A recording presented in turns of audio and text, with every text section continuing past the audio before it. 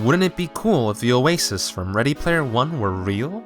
It's clearly not real now, but you may be surprised to know that it's not so much because it isn't possible, so much as it is because there are things standing in the way of it coming to fruition.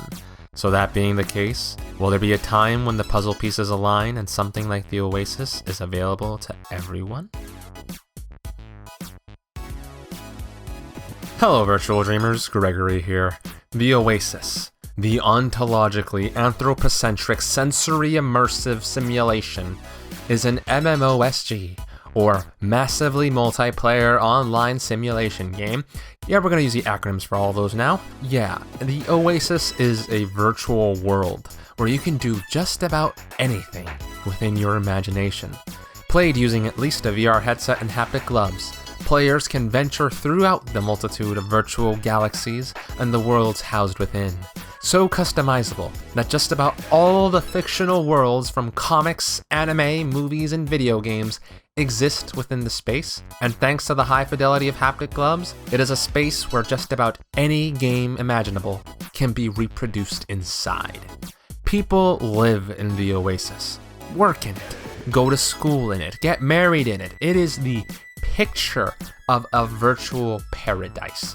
The vision can certainly seem dreamlike, but make no mistake, this is far from just the fodder of the lands of the Sandman. It is a dream reality virtually within our grasps. Unlike The Matrix, Sword Art Online, the Holodeck, or any of those other VR shows, the vision of Oasis is shown in a much more grounded manner, with technologies that either exist today or whose incremental improvement can reasonably be expected to match or exceed what is shown. We have head-mounted displays, haptic gloves, suits, cockpit chairs, smell towers, it's all here. The internet is alive and well. At this very moment, you're watching this video through its power, and you can freely use this to reach out to just about any of the other 3 billion users and more of the internet at any given time.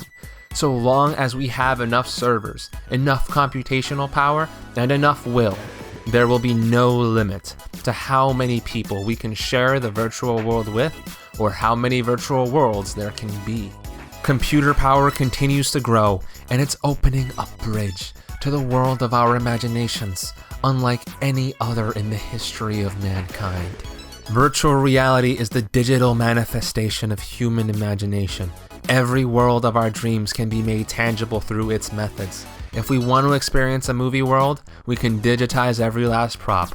Want to be the characters from your favorite anime or your original character? Go right ahead. And to anyone who loves video games, know that every last game in existence is basically already in the virtual world as is, awaiting only our will to be experienced in VR. Virtual reality is the platform that can bring creators to their creations more closely than anything before. All 3 key pillars of the Oasis experience are clear to us, like keys to open the hidden gates to obtain Halliday's Easter egg and prize. Unfortunately, the keys here are not so much hidden away as they were in Ready Player One, but rather unreachable in plain sight. VR may be here today, but that doesn't mean it's everywhere today. Even in this YouTube channel, with a focus on virtual reality, a good number of you viewers, if not the majority, don't have their own VR devices. Whether this is because of cost, supply, or a lack of desire, the reality is that most people do not have VR available, especially if they're not the gamer types. For creators to generate a supply of software, there needs to be a demand for it. And without more VR users, it's gonna be hard to convince people to create a massive construct like the Oasis. We haven't had a single AAA developer make so much as a VR MMORPG. Expecting a VR MMO simulation game out of a company like Rockstar or Square Enix is kind of putting the cart before the horse at this point. It's also worth noting that depending on how strict one wants to be with replication, there are certain facets of the experience shown in Ready Player One that are beyond our present computers. Namely, having millions of unique avatars fighting at the same time in a singular area. While it can be cheated if we employ things like instancing between servers, leaving you in a different version of the same area with fewer people, that's still not quite the same as sharing a battlefield, and barring the return of a bi-yearly power doubling of consumer hardware power of the recent past, we aren't likely to be achieving this anytime soon. Actually, maybe we shouldn't be worrying so much about the virtual space and actually be a little bit more concerned about the future IRL here, since the premise of the whole battle in Ready Player One, a desire to avoid having the Oasis be monetized to oblivion with ads and a monthly subscription, is kind of the default we have for everything at the moment. Our battles are not going to be waged in VR, for VR, they're going to be waged in courtrooms and Congress buildings for the sake of the internet as a whole. If a company like Nintendo or Disney, love their franchises as I might, have the ability to request takedowns of avatars from games like Dreams, the odds are high that the only thing stopping other companies from copyright and trademark lawsuiting a game like VR Chat into oblivion is the user-created basis of it and the ease with which it can be revived by the players. Suffice is to say, we aren't going anywhere, let alone the Oasis, before my broke viewers out there get their hands on some gear, everyone outside of South Korea can afford an Ethernet connection that isn't garbage, and we get antagonistic politicians and policymakers the heck off our turf.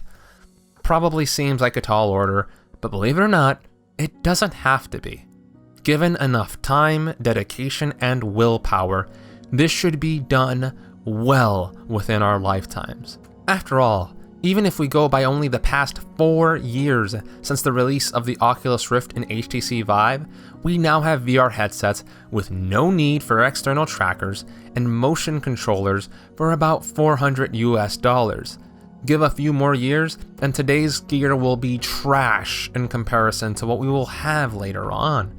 We're looking at a field that has yet to fully go all out in the economics of scale, so we shouldn't be surprised if VR tech capable of giving solid experiences becomes readily available in bargain bins in the near future. At that point, particularly for standalone units, we may see VR get a rise in usage, if not because of software ability, through the sheer low cost for a great experience. Server-wise, this is an area where a huge amount of money is regularly being invested and computational gains are still being made. While the fate of having millions of people with unique avatars battling side by side still seems beyond reach now, who's to say exotic server technologies of the future won't find a way to cheat the results in the coming decades. And insofar as legal matters are concerned, we are the ones who will decide where things go. The policymakers of the future are us. Immortality isn't a thing yet, so be sure that the future will eventually be in our hands so that we can make the laws that will suit our generation. While copyright can be an issue, a ruinous community response can silence that fairly quickly. Societal laws are human constructs, not facts of nature.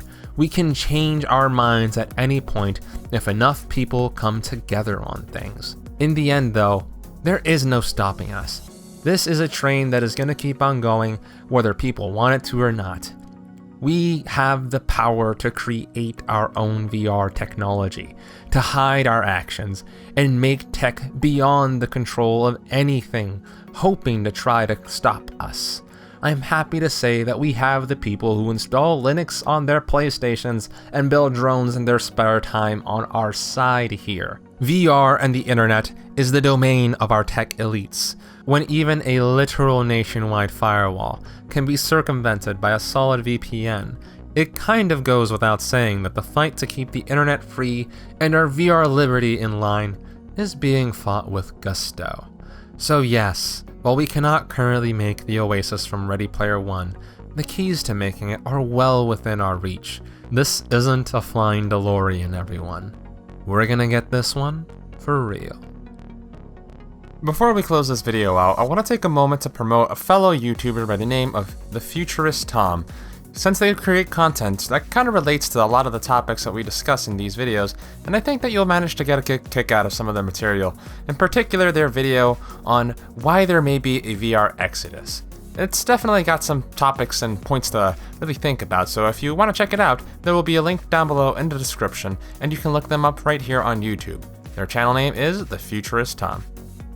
Thank you very much for watching this video, everyone. Be sure to rate, comment, share, and subscribe so YouTube algorithm-sama knows to bring you back here for more. Till next time, my fellow adventurers and dreamers, this has been Gregory, logging out.